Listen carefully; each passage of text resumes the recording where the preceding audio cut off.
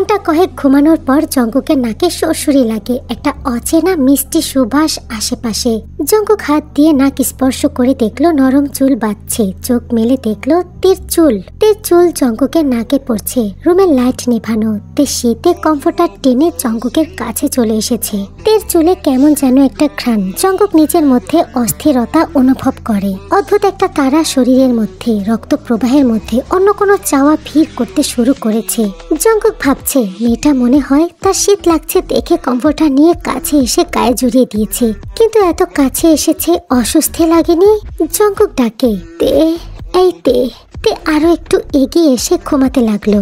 Jungkook আঙুল দিয়ে তের চুলগুলো সরিয়ে ঠিক করে দিল কিছুক্ষণ। তে টের পাচ্ছে না। জঙ্কুকের মাথার চুলে হাত বুলিয়ে দিল। তে তাও টের পাচ্ছে না। চুলে আঙুল ছোঁয়াতে জঙ্কুকের বেশ ভালো লাগছে। জঙ্কুক তে নাকের ডগা থেকে ঠোঁট পর্যন্ত আঙুল দিয়ে স্পর্শ করে দিচ্ছে। তে তাও টের পাচ্ছে না।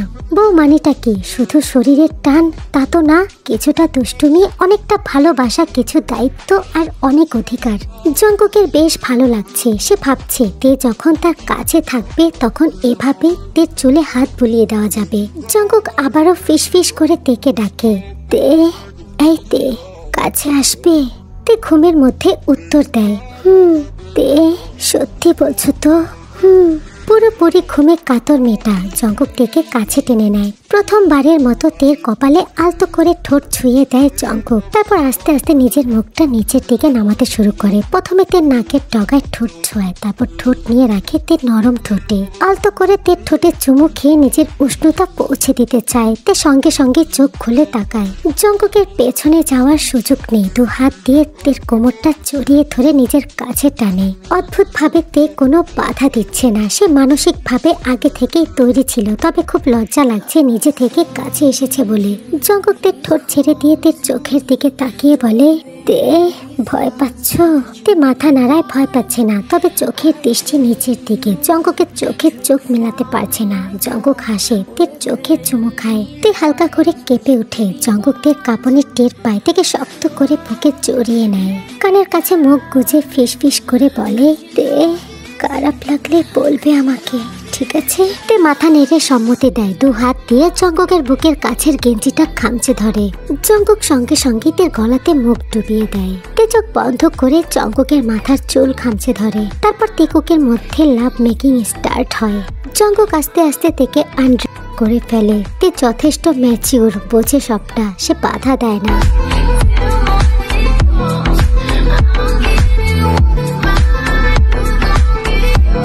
শেষ রাতের দিকে একটা নতুন অচেনা পবিত্র সম্পর্কে জড়িয়ে যায় তেকুক।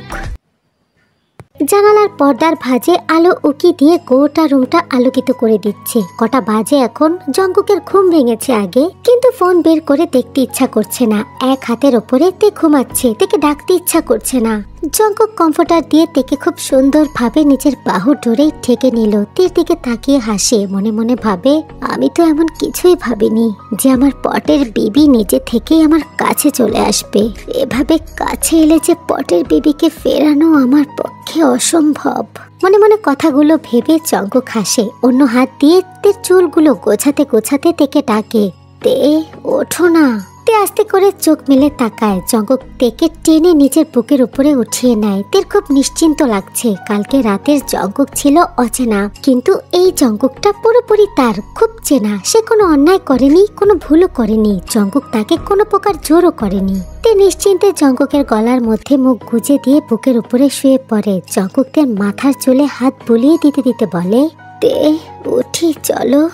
না, আর একটু ঘুমাই। তারপর তো অর্ধেকটা দিন এখানে শেষ হয়ে যাবে। ফ্রেশ হয়ে জায়গাটা ঘুরে দেখবে না? পরে একটু।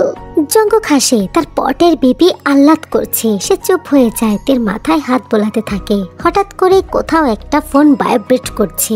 ফোনটা বোধহয় তের বালিশের নিচ থেকে ভাইব্রেট হচ্ছে। তে ওই অবস্থাতে থেকেই হাত বাড়িয়ে ফোনটা বের করে। সকাল 10টা বাজে আয়ু ফোন করেছে। তে দ্রুত উঠে পড়ে, ফোনটা রিসিভ করে। হ্যালো, কোথায় তুমি? সকাল থেকে 3বার ফোন করেছি, দেখোনি? না মা, ঘুমিয়েছিলাম। এত বেলা পর্যন্ত? রাতে দেরি হয়ে গিয়েছিল ঘুমাতে। আচ্ছা শোনো, ওই ছেলে মানে জঙ্কুক তোমাকে আরো ফোন করেছিল? তে জঙ্কুকের দিকে একবার তাকায়, তারপরে বলে করেছিল। কই, আমাকে তো বলনি। বলার কি আছে মা, তেমন কিছুই তো না। ফোন করতে কি পারে না? বেশি বুঝবা না তো, এরপর থেকে ফোন করলে কথা বলার দরকার নাই। বোর্ডা পরীক্ষার সামনে তুমি ব্যস্ত, দেখা করারও দরকার নাই। কি বলছো? কি হয়েছে আবার? কিচ্ছু হয়নি, তোমার মামা এসেছিল, সবার সাথে কথা হয়েছে। তোমার মত নিয়ে তো আর বিয়েটা হয়নি, তাই ওদের সাথে কথা বলে কিছু একটা সিদ্ধান্ত নেওয়া হবে। তে বুঝতে পারলো না ব্যাপারটা, শুধু বলল আচ্ছা ফোন করলে কি সমস্যা? সমস্যা আছে, তোমার কথা বলতে হবে না। ঠিক আছে রাখি এখন। আচ্ছা ঠিকভাবে পড়াশোনা করবা। তে কি হয়েছে? মা কি বলছে? মা যেটা বলেছে সেটা জানলে জঙ্কুক রেগে যাবে, কিন্তু তে তো এখনকার এই মিষ্টি সময়টা নষ্ট করতে চায় না। জঙ্কুককে নিয়ে তার আর কোনো সমস্যা নাই। জঙ্কুককে সে বুঝেছে, জঙ্কুকও তাকে বুঝতে পেরেছে। তের ভাবনার মধ্যে জঙ্কুক টুপ টুপ করে তের ঠোঁটের চুমু খেতে শুরু করে। আহ্লাদি কণ্ঠে বলে, তে আমার কাছে পুরোপুরি কবে চলে আসবে? চলে এলাম তো। আমার বাসায় কবে থেকে থাকবে সোনা? তে কোনো উত্তর দিল না, এক দৃষ্টিতে জঙ্কুকের মুখের দিকে তাকিয়েছিল। জঙ্কুকদের গালে আঙুল দিয়ে স্লাইড করতে করতে বলে, পটের বেবি আপনাকে খুব দ্রুত বাসায় নেওয়ার ইচ্ছা আমার। অফিস থেকে যখন ক্লান্ত হয়ে বাসায় ফিরবো, আপনি পটের বেবির মতো টিপটপ হয়ে আমার জন্য সেজে বসে থাকবেন। আপনার মায়া ভরা চোখ আর হাসি মুখ দেখেই তো আমার সারা দিনের ক্লান্তি দূর হয়ে যাবে। তে মুচকি হাসে জঙ্কুকের মুখের দিকে তাকিয়ে বলে, আমি পটের বেবি? সোনা, তোমাকে তো পটের বেবি বানিয়েই বাসায় নেব। আমার বাড়িতে তোমার শুধু একটাই কাজ, স্বামীকে এন্টারটেইন করা, আর কিচ্ছু না সোনা। তে আশ্চর্য হয়ে জঙ্কুকের কথা শুনছিল। তের ফেস এক্সপ্রেশন দেখে জঙ্কুক হেসে ফেলে। জঙ্কুক এবার একটু সিরিয়াস হয়ে বলল, তে তুমি যেখানে থাকো সেখানে মান্থলি কত পে করতে হয়? 8,500। আমরা 8 জন থাকি, মেসের বিল সহ।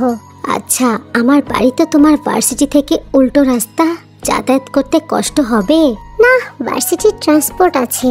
ওকে, যে কয়দিন ওখানে আছো তোমার আর বাড়ি থেকে টাকা আনার দরকার নাই। যা লাগবে যখন লাগবে আমাকে জানাবে। কিন্তু আব্বু তো বলল সব আগের মতোই থাকবে, আপনার কাছ থেকে কিছু নিতে হবে না। সে যাই বলুক, আমার বউ না তুমি? তোমার সব দায়িত্ব আমার। বলতে না পারলে টেক্সট করে রাখবে, কিন্তু না করো না প্লিজ। তে আর কোনো কথা বলে না। এখন এসব কথা শুনতে ভালো লাগছে না, মনটা যে অন্য কিছু শুনতে চাচ্ছে। উনি কি বুঝতে পারছে না ব্যাপারটা? তের যে আরো আদর পেতে ইচ্ছা করছে। ইস, তে কিভাবে বলবে? তে তো মরে গেলেও আদরের কথা বলতে পারবে না। জঙ্কুক তো আগের মতোই বিছানায় টান টান হয়ে শুয়েছিল। তে তো মায়ের সাথে কথা বলার জন্য উঠে বসেছিল। তেকে চুপ থাকতে দেখে জঙ্কুক কথা বাড়ায় না, হাত বাড়িয়ে তেকে নিজের কাছে টেনে আনে। তের ভরা মাথার চুল জঙ্কুকের দুপাশে পড়ে দেয়াল তৈরি হয়ে গেল।